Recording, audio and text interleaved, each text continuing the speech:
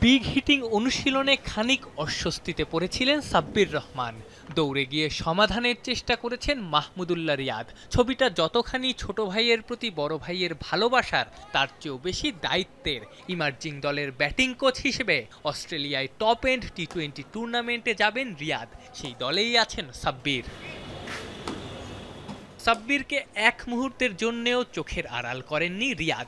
ব্যাটিংয়ের পুরোটা সময়ই রিয়াদের নজরবন্দি ছিলেন সাব্বির। বারবার পরামর্শ দিয়েছেন, ভুল ধরিয়ে দিয়েছেন, সমস্যার সমাধান করার চেষ্টা করেছেন। গুরু শিষ্যের এই আলোচনা চলেছে সাব্বিরের ব্যাটিংয়ের শেষেও। লং অফ এক্সট্রা কাভারে কিভাবে খেলতে হবে, পায়ের পজিশন কেমন থাকবে, বডি ব্যালেন্স কেমন থাকবে, সাব্বিরকে সেটাই যেন ধরিয়ে দিচ্ছিলেন রিয়াদ। খেলোয়াড়ি জীবনে এই শট অসাধারণ খেলা রিয়াদ জানেন। দ্রুত রান তুলতে এই শটটা কতখানি কার্যকরী। দীর্ঘদিন পর জাতীয় দলের রাডারে সাব্বির। 2022 বিশ্বকাপের দল থেকে বাদ পড়ার পর সেভাবে কোথাও সুযোগ পাননি এই হার্ড হিটার। একসময় বিপিএল এর দলগুলো তার থেকে মুখ ফিরিয়ে নিয়েছিল। সেখান থেকে আবারও পারফর্ম করে ন্যাশনাল টিম সেটআপে ফিরলেন সাব্বির।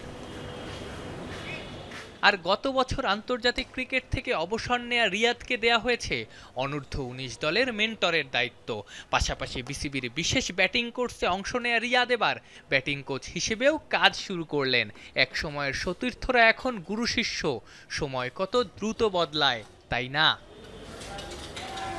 আফনান পিয়াল, যমুনা স্পোর্টস, ঢাকা।